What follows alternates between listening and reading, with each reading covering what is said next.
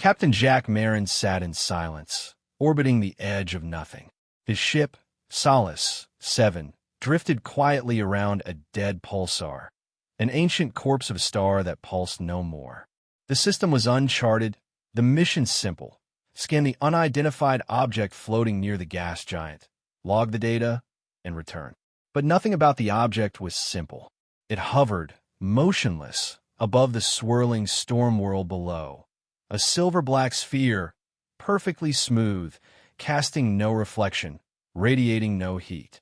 No signals, no energy fluctuations, just silence, except for the song. It had started the moment he initiated the long-range scan. A melody, not heard but felt, like a gentle hum threading itself through the back of his skull. It didn't come through the ship's systems. It didn't echo in the hull. It whispered straight into his mind, too delicate to be sound, too persistent to ignore. And it only played when he thought about her. Clara. The name alone twisted something deep in his chest. He hadn't spoken it aloud in years. Hadn't dared to. Not after what happened. But every time her image crossed his mind, her laugh, her eyes, the way she hummed when she worked, the melody stirred to life again. Soft, sorrowful, familiar. He leaned back in his pilot's chair, fingers hovering over the console as if the controls had started breathing. "Am I losing it?" he muttered. The ship's AI responded in its calm, sexless voice. Neural activity within normal parameters. Elevated theta waves suggest deep emotional resonance. No anomalies detected. Jack exhaled slowly. That's not comforting. He turned to the main screen. The object was still there. Still silent. Still staring, even without eyes. And the song continued. Not loud. Not intrusive. Just present. A haunting lullaby that wrapped around his thoughts whenever they drifted to Clara. As if the sphere, whatever it was, remembered her too. He tapped the console and opened a new log. Captain's log. Day 12. Subject. Anomalous object echo. Preliminary scans indicate no internal energy source, no signs of life. However, every time I remember Clara, the object sings. He stopped, deleted the last sentence, rewrote it. The object emits a telepathic resonance in response to certain emotional stimuli. He sighed and closed the log. Truth was, he had no idea what was happening. He'd been alone too long. But this wasn't loneliness. This wasn't madness. This was something else. And it had started the moment he remembered her. The melody was growing stronger. Not louder, just deeper. Richer. Every note curled inside Jack's skull like a memory wrapped in velvet, triggered by the smallest spark of her. Clara. It didn't take much. Just thinking of the way she tucked her hair behind her ear when she concentrated, pulse shift. The sound adjusted, warmer.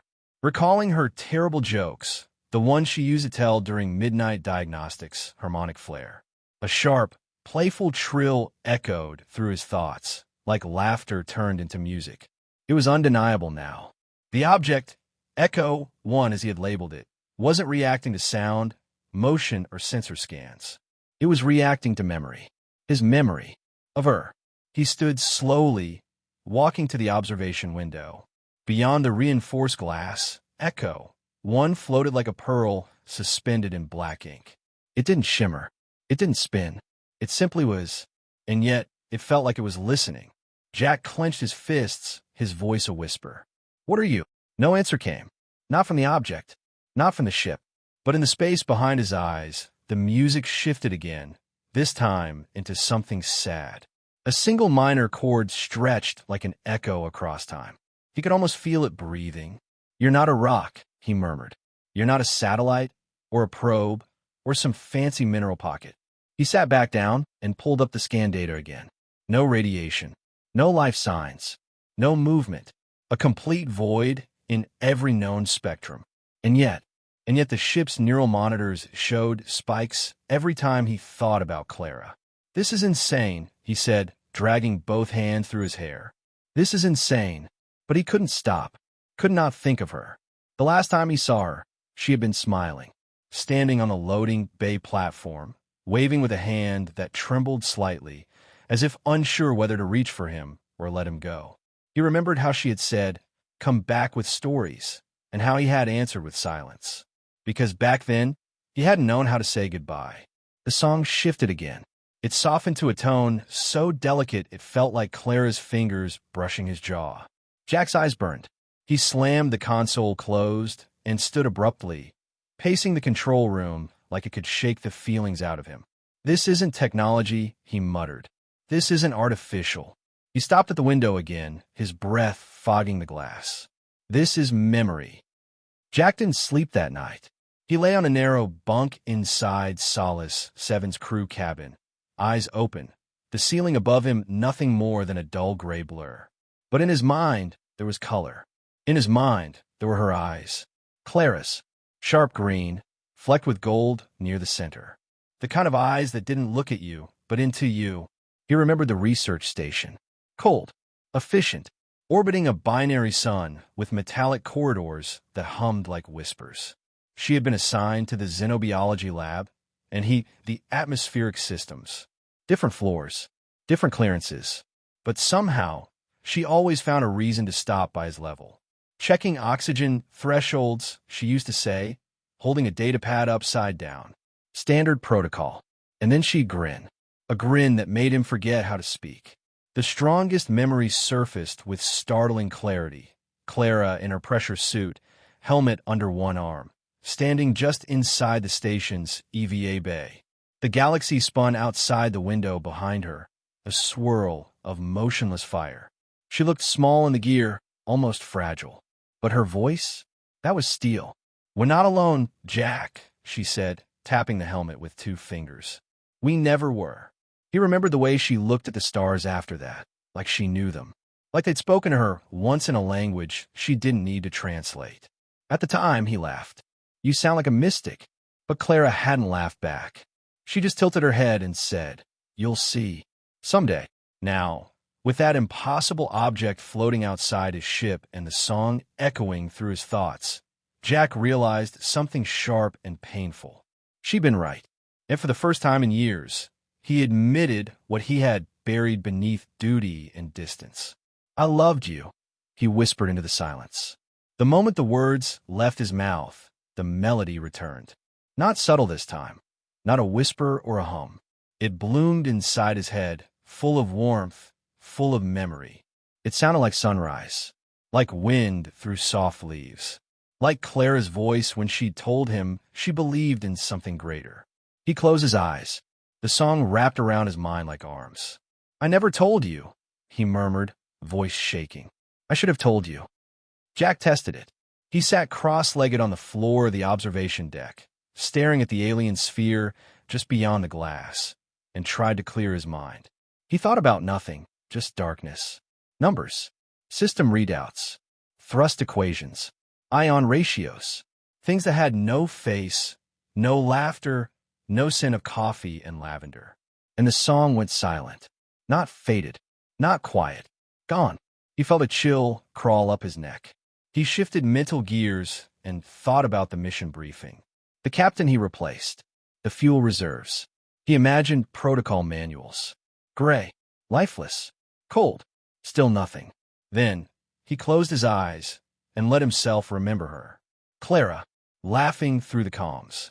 Her voice crackling through static like sunlight through storm clouds. The way she leaned on his shoulder after a 14-hour diagnostic shift, half asleep but smiling anyway. And just like that, the melody returned. It surged into his mind like the tide returning to shore, soft, persistent, impossible to ignore. It wasn't just music now. It was emotion turned into vibration. Warmth, longing, regret. A thread of joy too fragile to speak aloud. His heart thudded hard in his chest. The object didn't need words. It didn't need symbols or languages or signs. It responded to something more primal than any science Jack knew. It responded to feeling. He stood, legs unsteady, and walked back to the command console. He opened a new log and began to speak, voice low and careful, like he didn't want to disturb the song still unfolding in his mind. Captain's log. Entry 47 object Echo 1 does not emit radiation, sound, or visual patterns that All mechanical interactions produce no response. However, emotional states, specifically memories tied to a lost individual, create a consistent telepathic reaction. The entity is not a machine. Is not a probe. It is a mind. A presence. It feels. It listens when I remember Clara. And I believe it recognizes love. He paused. His throat tightened, and for a moment, he couldn't breathe. How do you record that in a science report? That an alien artifact sings when you think about someone you lost? That it feels your grief and turns it into music? He didn't know. But he did know this. Clara had once said love was more than biology, more than chemicals. It's pattern, she had insisted. Echo. Harmony. The universe repeating itself in new shapes. He hadn't believed her then. Now he wasn't so sure. The dream began with silence. Not emptiness, silence. A quiet so profound it felt sacred, like standing inside a cathedral made of stars. Jack floated weightless in a field of pale, silver grass. The sky above him painted in hues no human eye was meant to perceive. Crimson fog rolling over teal constellations, golden moons orbiting too close. He didn't question the dream. He just was. Then he saw her. A figure ahead, not walking, not floating, just there, made of light, not harsh or blinding, but soft and pulsing like a heartbeat. No face, no features. And yet, Clara, or someone like her. The shape moved closer. Each step shimmered with soundless echoes. Not footsteps, not breath. Melody. Notes that danced between thought and emotion. Jack knew the tune. It was Clara's. The lullaby she used to hum when she thought no one could hear. The figure raised a hand, glowing fingers trailing faint ripples through the air. Jack didn't move. He couldn't. He didn't want to. She touched his chest. Not hard, just enough. And in that instant, his mind burst wide open. He saw Clara's face, laughing as they floated in zero-G, hair wild, eyes bright. He felt the warmth of her shoulder pressing against his on a cold spacewalk. He heard her whisper, "I see you." But none of it came from him. It came from the figure. She was showing him what she had seen, through him. The dream wasn't memory. It was contact. He gasped and clutched at the light, but it slipped between his fingers like smoke. The figure began to fade. The melody grew fainter, more distant, like it was being carried away by solar wind. "No, wait," he said, or maybe just thought. "Don't go." The last thing he felt before waking was a feeling too big for words, like being seen, truly seen, not just as a body or a voice, but as a soul. He woke with a sharp inhale. The lights on Solace 7 glowed dimly in sleep mode. Jack sat up in his bunk, chest heaving, sweat clinging to his skin despite the cold. His cheeks were wet. He touched them. Tears. Real. He hadn't cried in years. The music was still there, faint in the back of his mind, like a memory, trying not to fade. He stared into the dark, barely breathing, as the meaning of the dream settled inside him like stardust. The entity wasn't just reacting. It wasn't mimicking. It had reached out, and it had chosen her form to do it. The next morning, the silence aboard Solace 7 felt different. It wasn't the empty silence of deep space. It was expectant, alive, as though the ship itself held its breath, waiting for him to say something that mattered. Jack stood by the observation window, eyes locked on the object, the sphere still unmoving, still featureless, still utterly unreadable. But he knew better now. She had touched his thoughts, not just mirrored them, not just reflected back his grief. She had stepped into his dream, worn Clara's voice like silk, and touched something he hadn't known was still open. It didn't feel invasive. It felt like permission. He took a breath and closed his eyes. The music was faint today, subtle, threaded through the air like the shimmer of heat above desert stone. He whispered into the stillness. "You need a name." No answer, of course. Not in words. But in his mind there was warmth. A gentle pressure, like fingers on his temples, waiting. "Yola," he said. He didn't know where it came from. It just fit. A soft sound like a sigh, like breath. The melody changed instantly. A single note sustained itself in his mind's ear, shimmering with calm. Acceptance. And something else. Joy. He opened his eyes. The console pinged. Jack blinked, startled. He crossed the room to check the data feed. The long-range sensors had picked up a spike, short, rhythmic bursts in the microwave spectrum. EM band fluctuations, he murmured. Localized, non-random. He ran the analysis twice. The pulses were weak, barely above the noise threshold, but they had structure, and they occurred only when he'd said her name. He ran the vocal recording back. Repeated, Iola. Another spike. Iola, he said again, slower. This time, the pulse wasn't just timed. It was syncopated, like a response. His heart began to pound. He sat down, opened a new log, and started recording. Captain's log. Entry 48, I've named the entity Iola. Upon speaking the name aloud, detectable microwave pulses occur. Pattern suggests direct response to auditory trigger or possibly to intent. Most significantly, when I think her name, the pulses repeat. This isn't just a phenomenon. It's communication. He leaned back, stunned. Telepathy had always been fringe theory, tolerated in xenoacademic circles, but never confirmed. And yet here it was. Not just emotional resonance, not just sheer memory, but an actual signal. One that responded not to code or frequency, but to something far deeper. Connection. He turned toward the window again, voice soft. Iola, if you can hear me, I'm listening. And the melody came back stronger than ever. Jack had barely slept since naming her. Every time he closed his eyes, the dreams returned, not as static images or surreal landscapes, but as moments. Real, textured, personal. And each one featured her, Clara, but not as he remembered her. Clearer, more vivid than memory should allow. Like someone else was polishing his recollections from the inside. It frightened him a little, but also fascinated him. Because in one of those dreams, he saw something impossible. A night on the station's observation deck. Something he didn't consciously remember. Clara standing beside him beneath the wide-paneled star view. The hum of deep space vibrating through the floor. They weren't talking, just breathing, existing, watching a slow-moving comet arc across the stars. Then her hand had reached for his. A soft touch. Not a grab, not a clutch. Just a connection. He hadn't remembered that. Not until now. Jack sat bolt upright in his bunk, heart hammering. That didn't happen, he whispered. But it had. Or maybe it hadn't. Maybe he had buried it.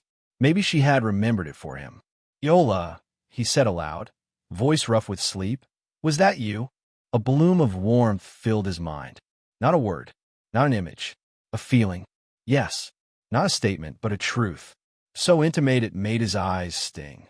She had seen the memory. Not because he showed her, but because he had finally stopped hiding. And in doing so, she had offered something in return. Clarity. The memory as it was, not as it had been filtered through grief. Jack stood and approached the observation panel again. The sphere floated there, unchanged. But he felt her now, like a second heartbeat behind his own. You're learning, he said. Through me. The response came instantly. Through you, I become. The words weren't spoken. They didn't even sound like language. But Jack understood them all the same. Each memory he shared, each feeling about Clara, raw or beautiful or painful, reshaped Iola. Not physically, not yet, but mentally. She was growing, evolving, and she was doing it through his love. Jack stared at the alien sphere, eyes wide with something between awe and fear. You're not just watching me, he whispered. You're changing because of me. In his mind, the melody swelled again, like the crescendo of a symphony nearing its final movement. The message arrived without warning. A shrill tone broke the quiet inside Solace 7, echoing through the control deck with sterile urgency. Jack flinched, the connection to Iola flickering in his mind like a candle in wind. He tapped the console. Priority transmission. Earth command subject. Contact confirmation. Directive enforced. Captain Marin, unidentified object Echo 1 has been officially classified as a foreign non-terrestrial intelligence. Spectral scan anomalies and telemetry irregularities match Category A for protocols for alien psychological interference. Your mission parameters have been updated.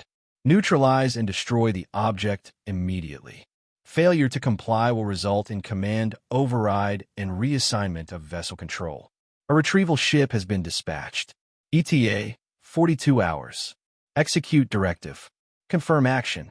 Jack sat frozen, blood draining from his face. Destroy it? Destroy her? His hand hovered over the reply button, fingers trembling. Somewhere deep in the ship's architecture, the AI had already begun uploading targeting solutions for the object. Docking clamps, pulse charge warhead, containment override. They were serious. He looked out the window. Iola still floated quietly outside, unaware, or maybe very aware. He didn't know how far her awareness reached. She had no face to show fear, but Jack felt it. She had stopped humming. Iola, he whispered, they want me to... A flicker of emotion burst in his mind. Not panic, not anger, sadness. A deep, resigned sorrow that weighed his chest down like gravity. It wasn't begging. It wasn't even resistance. It was understanding. He closed his eyes, jaw clenched. They didn't know what she was. They had no idea that the object wasn't a weapon, wasn't a threat, wasn't a monster waiting to awaken. She was just alive, curious, learning through him. And they were sending orders from 100 million kilometers away, ready to wipe her from existence based on a signal analysis. Jack stood slowly, hand falling away from the console. No, he said quietly. You don't get to decide this. He disabled the command sync, disconnected the warhead's targeting system, deleted the override code before the AI could act. No confirmation message was sent. Earth Command would notice soon enough. But not today. Today, he chose silence over betrayal. He walked back to the observation deck. The sphere hung there still, unchanged, but no longer just a shape. It was her. I'm not going to hurt you, he said. He had 42 hours. Jack counted each one like a heartbeat, like a countdown not to his destruction, but to hers. The retrieval ship was on its way, and Earth Command would be expecting compliance. Telemetry, visuals, a warhead signature, and debris cloud. So Jack gave them exactly what they wanted. Only none of it would be real. He began with the external cams, rerouting their feeds through a filtered render loop. The AI protested at first. Protocol breaches, red flags, unauthorized code insertion. But he shut it down with a manual override. Emergency simulation drill, he told it. Captain Authority. The AI complied. Next, he wrote a fake event script. Warhead deployed, detonation at 1.4 clicks, object fragmented. Radiation surge, kinetic impact dispersion. A beautiful lie, wrapped in proper formatting and encrypted with his clearance. And then came the hard part. Iola. He couldn't leave her outside. He worked in silence, suit sealed, hand steady even as his pulse trembled in his ears. He floated outside the ship in 0G. Stars wheeling slow and indifferent overhead. Iola drifted before him, motionless. The silver-black sphere shimmered slightly under the emergency lights of his suit. I have to move you, he said aloud, as much for himself as for her. It's the only way. He reached out. The moment his gloved hand touched her surface, a pulse ran up his arm. Not electric, but emotional. Calm. Trust. I promise I'll keep you safe, he whispered. With magnetic clamps and precision thrusters, he guided her to the maintenance bay, where he had already hollowed out a hidden compartment behind the auxiliary coolant tank. It wasn't perfect, tight, dark, unshielded, but it was safe. For now, he sealed the hatch and bolted the panel shut, fingers moving faster than his thoughts. Then he returned to the bridge and pressed send. Transmission confirmed. Object destroyed. Status. Mission complete. Commander's note. Recommend departure upon retrieval arrival. All debris accounted for. Jack leaned back in his chair. He had lied to Earth Command, forged records, hidden evidence, committed the kind of breach that ended careers or worse. But as he sat in the silent cockpit of Solace 7, the hum of the ship returning to standby, he felt no guilt. Only stillness. Only music. Iola's presence, faint but steady, like a heartbeat behind the walls of his ship. You're safe now, he said. The first headache hit him like a solar flare. Jack dropped the wrench he was using to secure the maintenance bay and doubled over, gripping his skull with both hands. The pain wasn't sharp. It was dense, like a pressure inside his mind, as if thoughts had grown too large for the space they occupied. Blood dripped onto the floor. Nosebleed. He hadn't had one since basic training. System check, he rasped, staggering to his feet. Neuroscan. Run it now. The ship's AI, still partially active under limited command mode, responded with clinical detachment. Elevated neural activity in the limbic and temporal lobes. Theta wave saturation. Cortical bleeding minimal but present. What does that mean? Prolonged psychic stimulus may result in cerebral overload. Jack slammed his hand against the console. You don't even know what kind of stimulus this is. But he did. Iola. The connection they shared had deepened beyond memory sharing. Now, she was there even when he wasn't thinking about her, woven into his dreams, his idle thoughts, his senses. Once he thought he saw her standing at the far end of the corridor, Clara's shape, made of light and soft color, just watching. Silent. But when he blinked, the corridor was empty. Hallucination? Or another kind of contact? He didn't know anymore.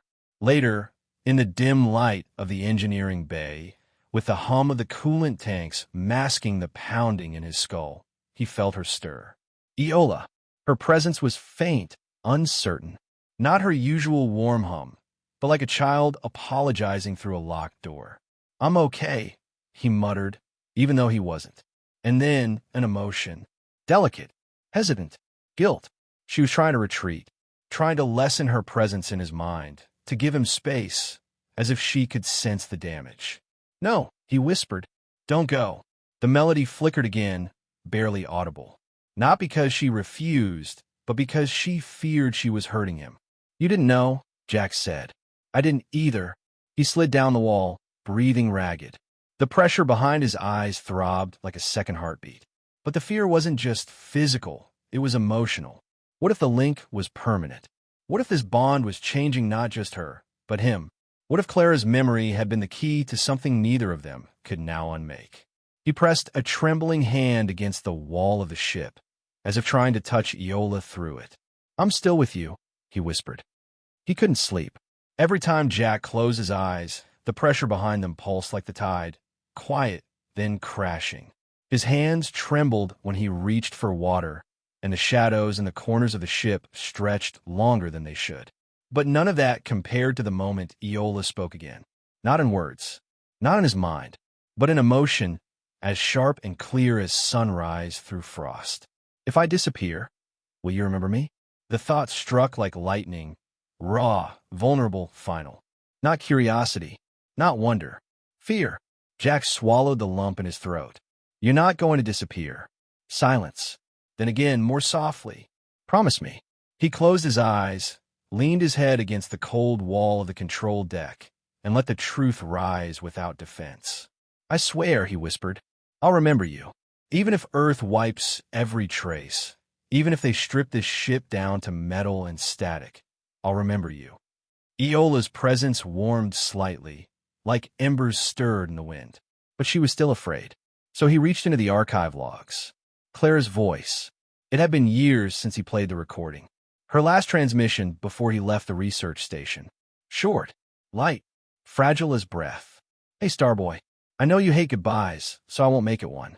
Just promise me you'll write a song about this, yeah? One I want to hear. Her voice cracked on that last word. He hit play. The recording echoed through the ship. Soft, warbled slightly with age, but unmistakably her. As Clara's voice filled the air, Jack felt Iola react. Her presence flared with intensity, not pain, but recognition. She remembered his memory of Clara's voice. And now, she heard it for herself. A low harmonic joined the playback.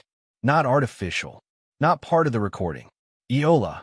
She was syncing with Clara's voice, finding pitch, matching tone. For the first time, the melody in Jack's mind wasn't just a background hum. It was a duet. He listened in stunned silence as Iola wove her music into Clara's words, each note lifting, cradling, responding. Not mimicking, collaborating. Jack placed his hand over his heart. I'll remember for both of us, he whispered. It began with light. Soft, uncertain, like morning sunlight filtered through water. Jack stood in the central module, his breath caught in his throat as the air shimmered before him. Particles reorganizing, photons bending. A form emerged, not a perfect human replica, not a holographic copy of Clara, but something new. The figure stood quietly in the center of the deck, her outline flickering with shifting layers of translucent light. Long hair that moved like starlight in zero-G. A dress that wasn't fabric, but motion like flowing memory. Her face, familiar, not identical to Clara's. Not cloned, but inspired. The curve of the smile that never quite reached her left cheek. The way her eyes sparkled. Not green, but luminous, changing color like nebulae. A blend of known and unknown. Echo and invention. Yola, Jack breathed, stepping forward. She nodded, not as a robot, not as a puppet, but as her. The emotion in his mind was clear. This is not her, but she mattered to you. So I shaped this from your memory and my becoming. The figure extended a hand. He hesitated, then took it. Her touch was warm. Not heat, just presence. Resonance. The feeling of holding someone who had waited for you. He couldn't stop the tears. You're beautiful, he whispered, his voice breaking. Just like she was on the inside. The figure didn't speak. But in his mind, music swelled.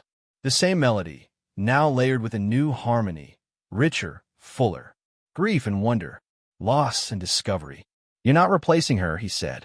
And she replied, no, I'm only remembering, with you. Jack laughed softly through the tears. This is insane. But he didn't let go of her hand. This wasn't madness. This was meaning. She wasn't Clara, but she carried pieces of her, in notes, in gestures, in the space between memory and rebirth. Iola had used what he loved to build herself. Not to steal, not to mimic, but to connect, to honor. And Jack, for the first time in so long, didn't feel alone. He didn't speak again. There were no words strong enough.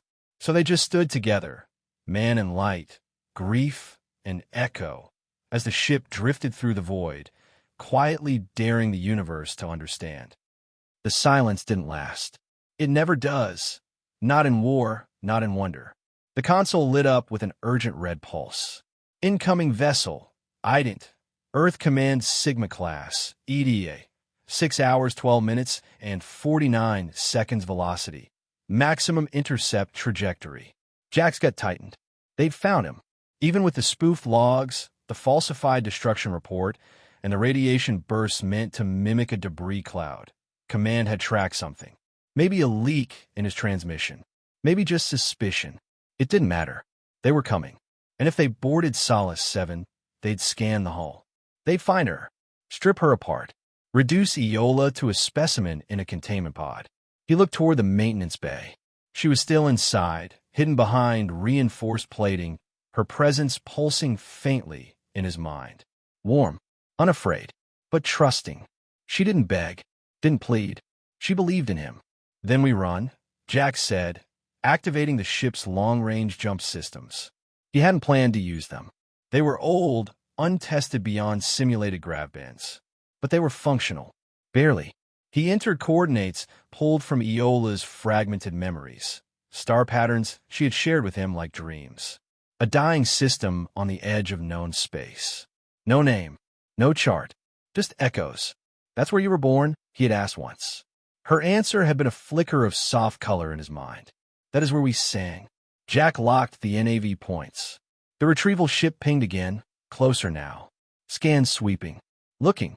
He initiated the jump. The core charged with a rising whine. Light bled into the bridge from the walls as the engines prepared to tear space in two. Then he felt her. Not her usual calm, but a surge. As the countdown hit 3, Iola's presence spiked. Energy crackling through his mind like lightning in water. He gripped the console. Iola, what's happening? The response came not in words, but feeling. Change. The jump field was affecting her. Not like pain, like awakening.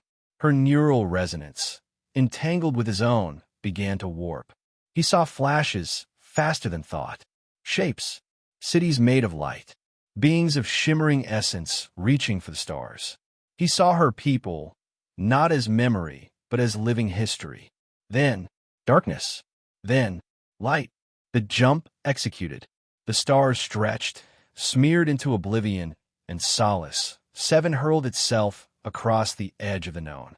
Jack clung to the pilot's seat, heart racing, his thoughts filled not with fear, but with her. And in the silence of transition, she whispered through the music, softer than ever before. "We're going home." The jump ended with a whisper. No explosion, no sudden jolt, just a low hum that spread through the ship like the exhale of something ancient. Jack blinked the light from his eyes and stared out the main viewport. Before him spun a planet of quiet wonder. Green oceans shimmered like liquid crystal. Vast lands covered in translucent vegetation pulsed faintly with light, as if the world breathed through its soil. Towering mountains curved like crescent moons, their surfaces veined with glowing threads that pulsed to a silent rhythm. The entire planet sang, not through sound, but through resonance, through pulses, frequencies, light waves that shimmered in harmony. "This is it," Jack said softly, standing in awe. "This is where you came from." Iola's presence in his mind didn't respond with words. She responded with stillness, reverence. As Solace 7 entered the upper atmosphere, sensors danced with confusion, detecting life without biology, energy without source. The very air seemed to think. The winds carried emotion. The stones held memory. And in that living memory, Jack felt them. Her kind. Not in bodies, not in cities, but in the world itself. They had not died. They had become part of it. The ship descended near a valley bathed in shifting light. Jack stepped out in full suit, but found the air breathable. He walked across glowing grass that bent toward him, as if remembering footsteps from long ago. He held the container that housed Iola's physical form, the last shard of the crystal that had floated beside his ship for weeks. Its light had dimmed, but inside, she pulsed with something new. Peace. He placed it on a smooth stone and stepped back. The light inside the shard brightened, then fractured, beams shooting outward, threading into the soil, the sky, the wind. Not violent, joyful, like music rejoining a lost harmony. Jack felt his knees, heart breaking and mending all at once. Around him, the world changed. Colors shifted, light curled around him like a mother's arms. And her voice, Iola's voice, the one he'd never truly heard, echoed in his thoughts one last time. "Thank you for remembering me." He tried to speak, but the emotion crushed his words. The crystal dissolved, and Iola was gone. No, not gone. She had returned. The planet hummed louder now, and for the first time, Jack understood the song. It was made of voices, of memories, of a people who had learned to live beyond flesh, who had become song and sky and stone. And now, she was with them. Whole. Home. Jack never left orbit. Solace 7 remained suspended above the singing planet, its systems on minimal power, its engines dormant. Earth Command's pings went unanswered. The retrieval ship never found him. He made sure of that, because he couldn't leave her. Not now. Not after everything. Every evening, as the planet turned beneath him, he drifted in the ship's observation deck, wrapped in starlight and silence. And every night, she sang, not always the same melody, sometimes soft like breath on glass, sometimes full of chords that rose like wind through a canyon, but always hers, Iola, and Clara, because the song wasn't just alien resonance now. It was memory, Jack's memory, the shape of Clara's laughter, the rhythm of her voice when she teased him, the aching beauty of the night she almost kissed him and never did. All of it had been woven into Iola's soul. Now, the voice that sang across the atmosphere, rising from glowing valleys and crystalline mountains, was the voice of remembrance. Not imitation, not echo, fusion. Iola had become the music of a world that never forgets. And Jack, he was the keeper of the first verse. He recorded what he heard, every variation, every chord. He filled the ship's data cores with her music. He tuned the sensors to the pulse of the planet so he'd never miss a note. He aged, slowly, alone, but not truly lonely. Because every night, when the stars blinked into view and the blue curve of the planet dimmed into silver, he heard her, Their song, Clara's love, and Iola's rebirth. A voice that remembered, a melody that learned, a harmony that endured. And Jack Marin would sit in his chair, eyes closed, whispering into the dark, just before sleep took him. I still remember Iola. I always will. And in the great silence of space, the planet below answered. Not with light, not with sound, but with song. The kind only two hearts could write together. Please like this video, subscribe to the channel, and let us know in the comments where you're tuning in from. Your support helps us create more deep and gripping stories just for you. There's more to come.